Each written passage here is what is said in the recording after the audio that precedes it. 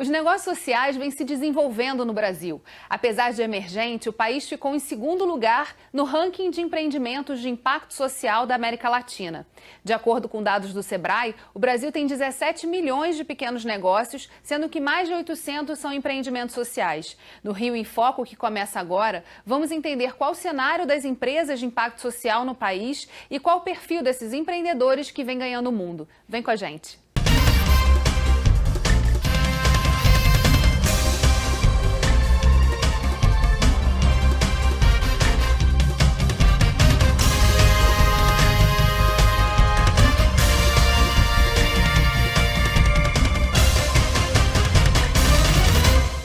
O Rio em Foco recebe a professora e autora do livro Negócios de Impacto Social, Guia para os Empreendedores, Tânia Limeira, e o diretor de Desenvolvimento Institucional do Centro Integrado de Estudos e Programas de Desenvolvimento Sustentável, CIEDES, Vitor Ladeira. Resolver um problema social ou ambiental, prestar serviços ou desenvolver produtos inovadores capazes de promover melhor qualidade de vida da população, principalmente de baixa renda. Esses são alguns propósitos que mobilizam os empreendedores de negócios de impacto. Dados da Andi Brasil, rede de empreendedores de países em desenvolvimento, mostraram que até 2018, esse tipo de mercado movimentou cerca de 60 bilhões de dólares em todo o mundo. Qual é o perfil do empreendedor de negócios de impacto aqui no Brasil? E qual a diferença desses negócios para os empreendedores tradicionais, como a gente conhece? Eu acho que seria interessante comentar que os negócios sociais, eles surgem na década de 80, ou seja, nós estamos falando de praticamente 30 anos, né? Nos Estados Unidos e na Europa, num momento de crise econômica no mundo, em que as políticas governamentais, principalmente dos Estados Unidos, da Inglaterra e da Europa, restringiram investimentos na área social e restringiram o apoio a organizações sociais, que são tradicionalmente as organizações que atendem as populações de baixa renda, em vulnerabilidade social e econômica, etc. Então surge, primeiro no terceiro setor, as organizações sociais passam a buscar novas fontes de receita e a iniciar atividades empreendedoras, prestando serviços em troca de receita para a sustentabilidade dos seus negócios. Esse movimento se espalha no mundo, porque ele está suportado por também um movimento na área acadêmica, na área empresarial também, de questionamento do modelo econômico que a gente chama de capitalista, que está excessivamente voltado para o lucro, em prejuízo muitas vezes da sociedade. Então esse movimento surge como um resgate dos valores originários de uma empresa, que é atender a uma necessidade social. E ela se volta a isso e coloca como foco a satisfação do cliente, a satisfação das necessidades, quaisquer que sejam, desse público.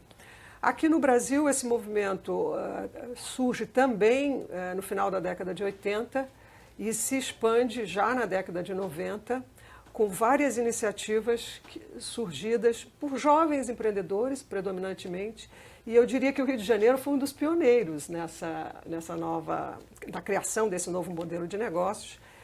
Por exemplo, nós temos um caso muito conhecido, que é o CDI, Comitê de Desenvolvimento de Informática, que hoje tem um outro nome, chama-se ONG Recode, que foi para a favela Dona Marta, esse empreendedor foi para a favela Dona Marta para oferecer serviços de informática e treinamento de informática dos jovens da favela.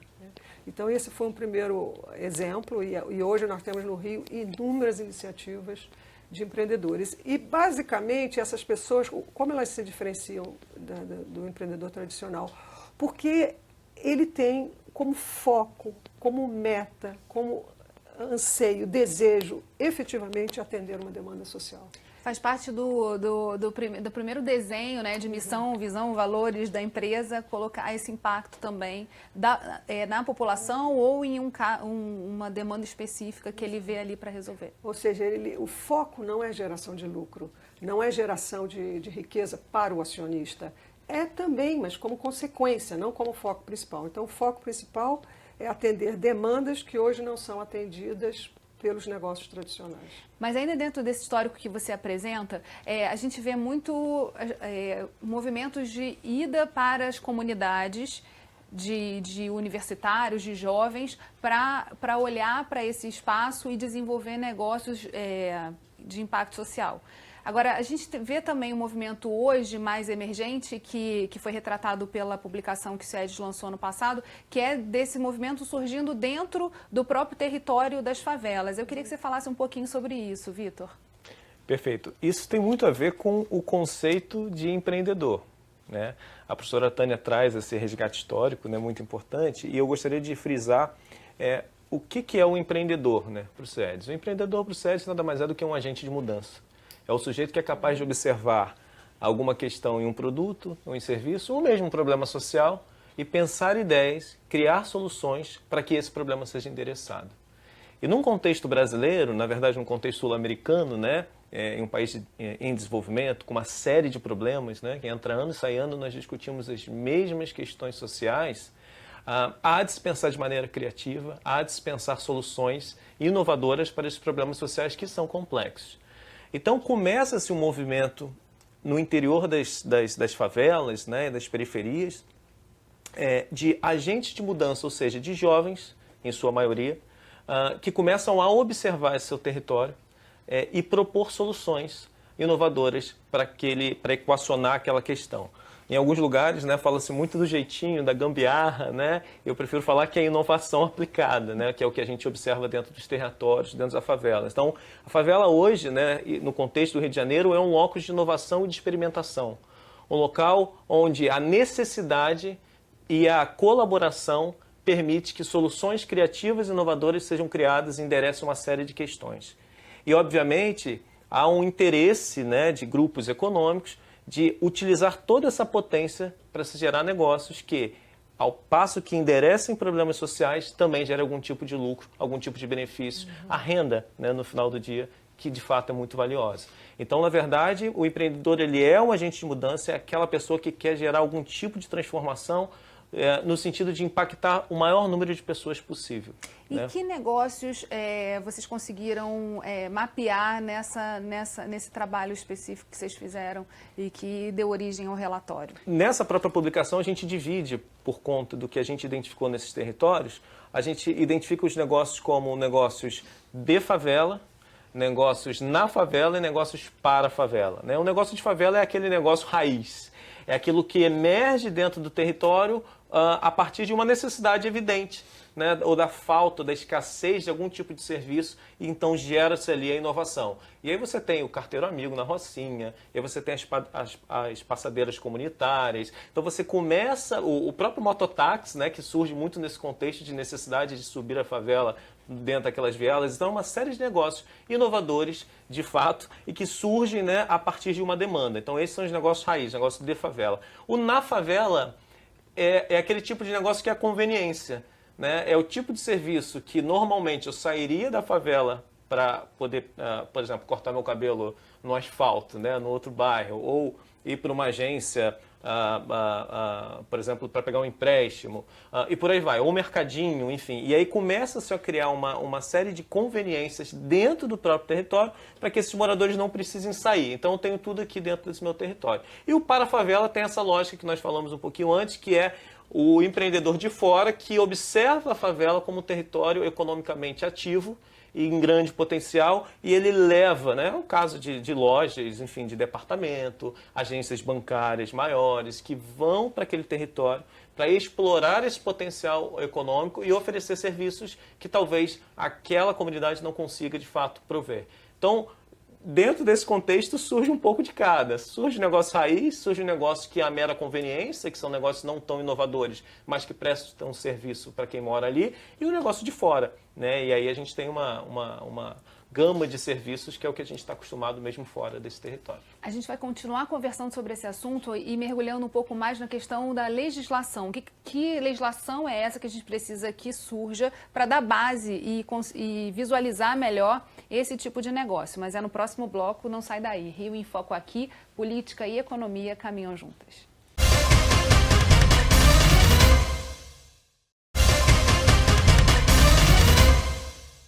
Voltamos com Tânia Limeira e Vitor Ladeira. De acordo com dados da Pipe Social, mais de 60% dos negócios sociais estão localizados na região sudeste do Brasil. Só o estado de São Paulo concentra cerca de 43%.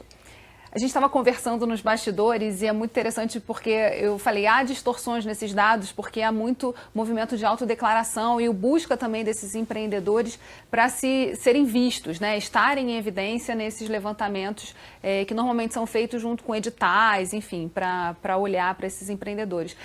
No Rio de Janeiro, a gente deu umas pinceladas no bloco passado sobre o perfil desses empreendimentos que surgem e a conexão, né? A gente tem um território muito misturado, então essas soluções sociais surgem dentro da favela e olhando também todo o potencial que existe ali dentro e problemas que existem para serem solucionados. O que a gente pode falar do perfil do Rio de Janeiro, aí puxando mais a sardinha para o nosso lado do estado do Rio de Janeiro? Bom, no Rio de Janeiro ele possui uma característica que é da economia criativa, né? Então a gente tem muito a questão da arte, a questão da moda, do turismo, da gastronomia. Nós observamos que esses são os tipos de negócios que normalmente surgem dentro desse contexto. Interessante com relação ao perfil que quando a gente fala dos negócios de impacto social, normalmente os que se evidenciam nesses dados, né, e aí eu estou falando aqui da média, tá, são negócios que normalmente são criados por pessoas que não necessariamente vêm da periferia, mas o foco é a periferia. Então, são normalmente jovens que estudam, que, enfim, têm uma possibilidade de se conseguir algum tipo de investimento e pensam, se formaram em boas universidades, pensam em soluções para aquele território. Normalmente, esse tipo de negócio, né, de quem está fora, olhando para o território, se evidencia mais. Tá? Quando a gente observa os dados, o porte do negócio, isso é mais evidente. No entanto, começa-se agora, e aí o CIEDS tem trabalhado muito nisso, numa perspectiva de jogar a luz, né, de jogar um holofote em cima dos negócios que surgem dentro da própria periferia. E a gente pode lançar assim como um dado, uma informação que provavelmente eles apareçam mais porque estão mais conectados e dialogando com as instituições de uma maneira geral? A gente pode dizer isso? No estudo que eu fiz para escrever o livro, eu identifiquei uma gama muito variada de pessoas. Você tem desde jovens que fizeram universidade e que estão insatisfeitos com suas carreiras, que não querem entrar num cargo, numa empresa tradicional e que têm o anseio e estão sintonizados com os problemas sociais. Você tem jovens que já têm empresa, que já são empreendedores, já têm experiência de empreendimento e que também estão insatisfeitos e que também têm uma visão social, têm empatia com o público frágil e de baixa renda, etc. Como também profissionais liberais muito bem-sucedidos que também querem atuar para esse segmento de público mais fragilizado, com menores condições econômicas e sociais. Então, você tem, por exemplo, a doutora Vera Cordeiro, aqui no Rio de Janeiro, que é médica, e ela atendia no Hospital da Lagoa. Então, ela ficava muito impressionada com o problema das crianças da favela, principalmente da favela Dona Marta, ali em Botafogo, que ela tratava essas crianças com os mais variados tipos de doença e um mês depois elas retornavam para o hospital porque não tinham sido curadas. E ela foi investigar por que tanta reincidência das doenças nas crianças. E ela verificou que são as condições de vida daquelas pessoas. As pessoas não comem direito, a casa não tem higiene, etc, etc. Então, ela criou uma ONG, um negócio de impacto, para criar um sistema de apoio a essas famílias em vários aspectos, ajudar os pais a terem emprego, a terem carteira de trabalho, oferecer um programa de saúde para essas crianças, oferecer um apoio escolar para essas crianças. Então, é uma iniciativa muito bem sucedida, tem mais de 20 anos essa organização. E você tem gente de todas as áreas, você tem advogados que estão atuando na área jurídica com negócios de impacto, você tem engenheiros, quer dizer, você tem uma gama muito variada. variada de gente. Quando essas estruturas se organizam, normalmente elas viram organizações não governamentais ou os OCIPs, que foi uma denominação mais moderna. A gente ainda não tem, como em outros lugares do mundo, uma categoria para esses negócios de impacto com toda a complexidade, até para trabalhar também a questão da sustentabilidade desses negócios, né? Isso é muito importante, é um aspecto muito importante.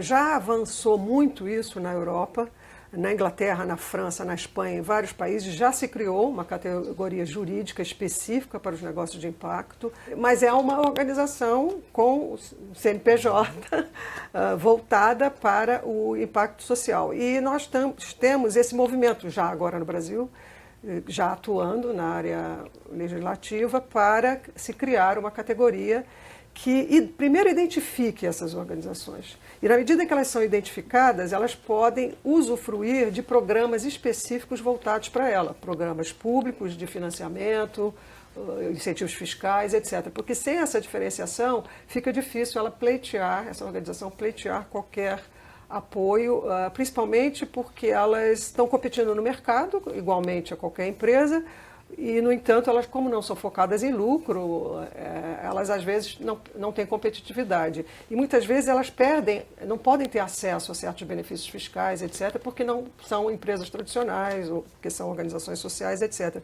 Então, é de extrema importância para o desenvolvimento desse campo de negócios e dessas organizações que elas têm uma categoria jurídica específica.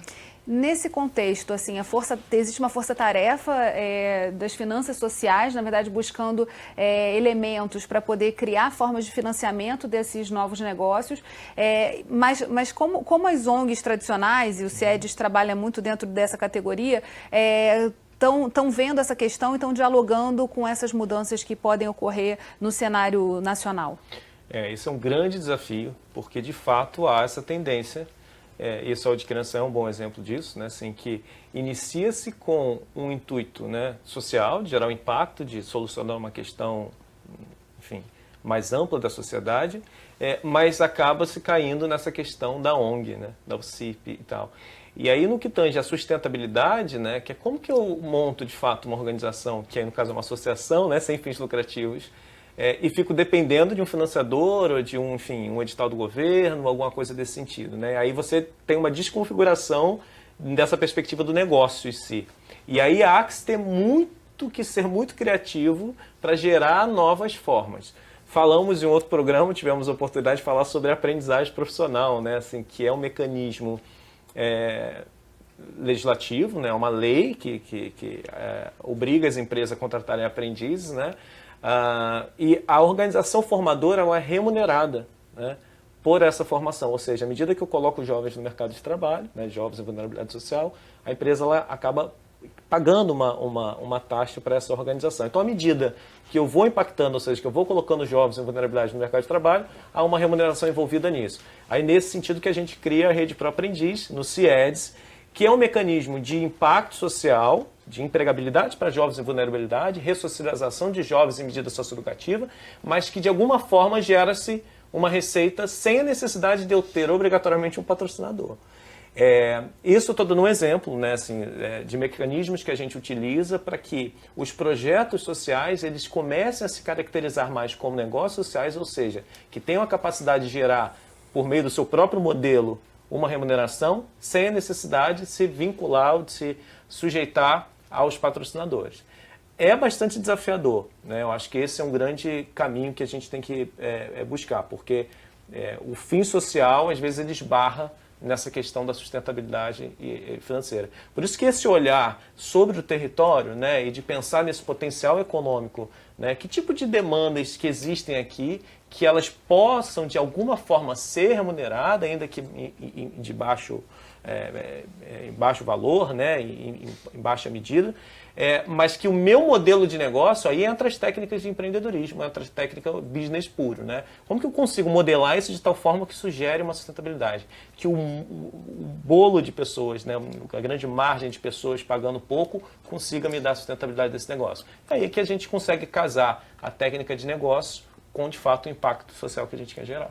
A gente vai fazer um rápido intervalo e voltamos já. Rio em Foco aqui, política e economia caminham juntas.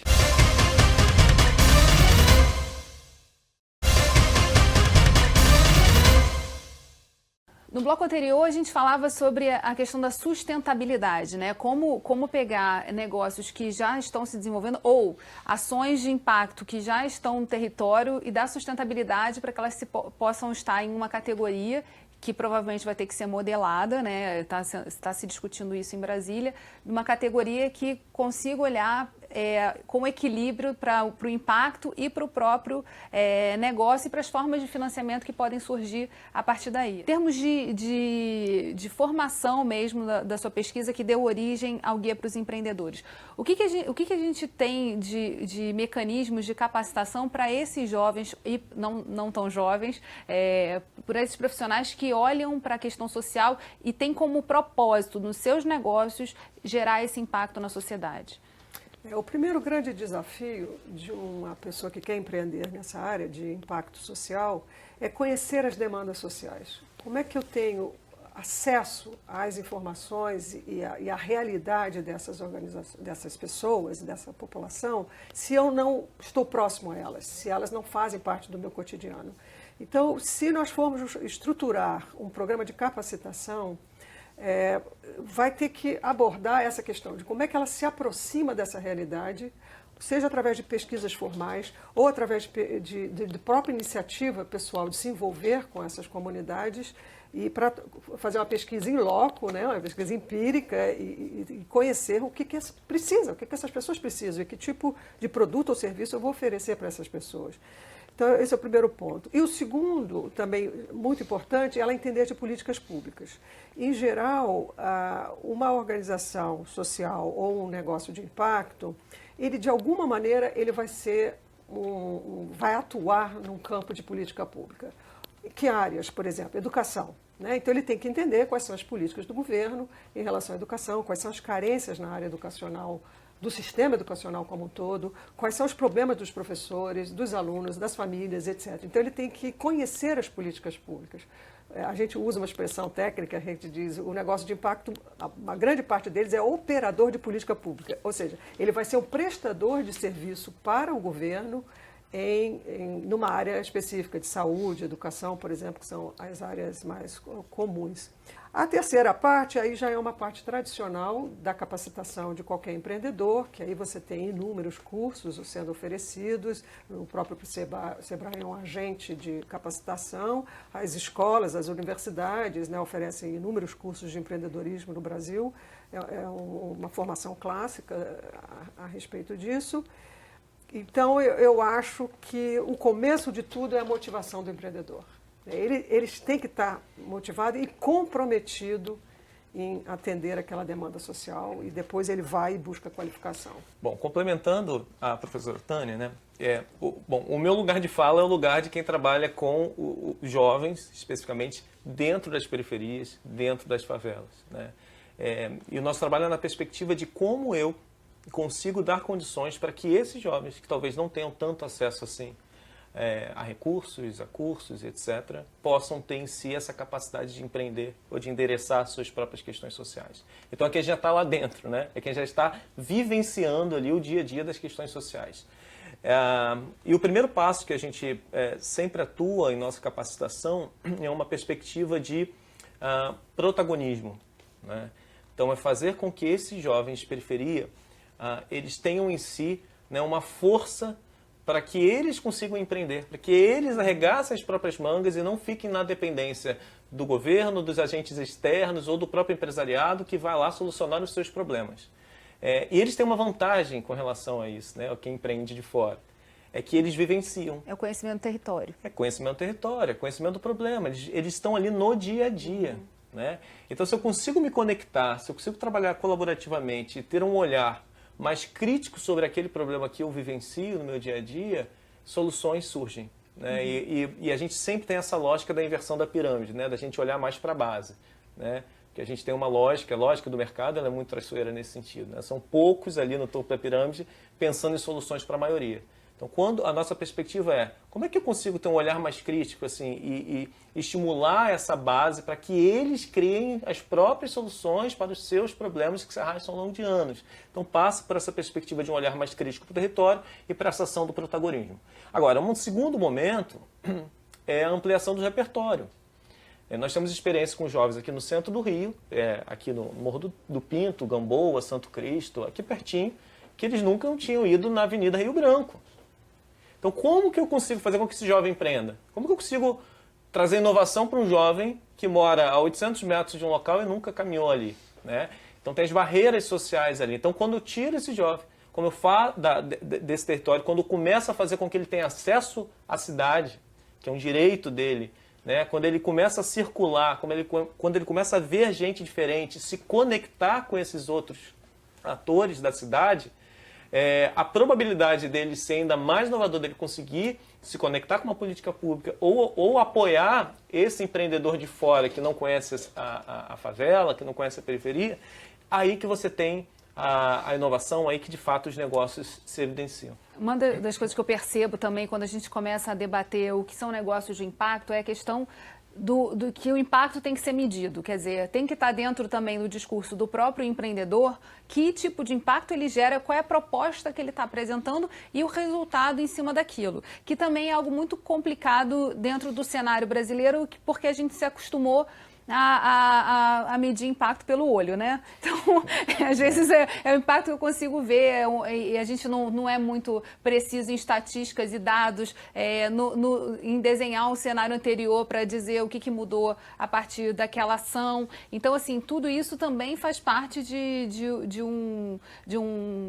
informações que vão precisar estar dentro da sacola de ferramentas desse empreendedor. Eu vejo duas maneiras de você avaliar impacto.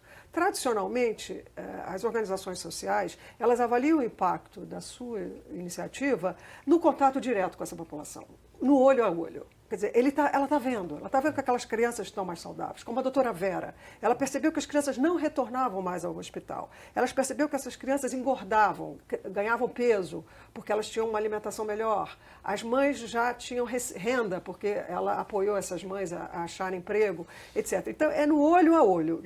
Não tem nada de fazer pesquisa, porque ela está ali, cotidianamente, ela está presente na vida dessas pessoas. Né? As pessoas que trabalham naquela organização estão presentes ali e constatam diretamente o impacto. Porém, quando você está falando de recursos públicos que são direcionados a essas iniciativas, quando você está falando de recursos privados de investidores que estão apoiando essas iniciativas, naturalmente existe uma demanda de avaliação formal por meio de pesquisas empíricas e quantitativas, para avaliar o impacto daquela iniciativa na medida que há investimentos comprometidos com isso e há recursos públicos comprometidos com essas iniciativas. Então, passa a ser uma responsabilidade do empreendedor social oferecer aos investidores, ao governo e à sociedade, um retorno concreto, objetivo e fidedigno do impacto efetivo que essas iniciativas estão gerando. Porém, isso ainda no Brasil está difícil. Por quê? Porque é caro fazer essas pesquisas. Não são pesquisas que avaliam resultado de curto prazo, elas precisam um tempo para você avaliar o impacto efetivo, que é o que a gente chama de impacto de médio e longo prazo. Se efetivamente aquela família recuperou o seu estado de fragilidade nos próximos 5 anos, nos próximos 10 anos, a gente não avalia impacto social em 6 meses. Né? Então, essas avaliações elas são extremamente necessárias, porém os investidores sociais hoje não têm recursos, às vezes, para bancar essas pesquisas. E exige técnica, exige de know-how, exige pessoal técnico para fazer essas pesquisas. Daí uma ampliação aí desse ecossistema, né, que é um termo muito utilizado quando a gente fala de empreendedorismo, e de envolvimento também das universidades, de institutos de pesquisa e de informação, para poder levantar também dados e gerar acesso desses empreendedores a esses dados, né? Então, a gente está falando aí de provavelmente um programa que vai ter continuidade, porque, infelizmente, ele chegou ao fim. Não deu nem tempo da gente começar verdadeiramente assim, a mergulhar sobre o tema de negócios sociais, mas foi muito importante dar esse cenário e mostrar que existem, já tem gente Já tem pesquisadores e instituições olhando para esse novo cenário e que podem contribuir em discussões quando a gente evoluir em Brasília e trazer essas questões também aqui para o Parlamento do Estado do Rio de Janeiro. Obrigada, Tânia, obrigada, Vitor. E obrigada a você, telespectador, que acompanhou a gente até aqui. Continue assistindo o Rio em Foco no canal do YouTube. O endereço é esse que está aparecendo aí na sua tela. E se você deseja enviar dúvidas e sugestões, fale com a gente pelo WhatsApp ou pelo e-mail. TV Alerj, o canal do Povo Fluminense. Até a próxima.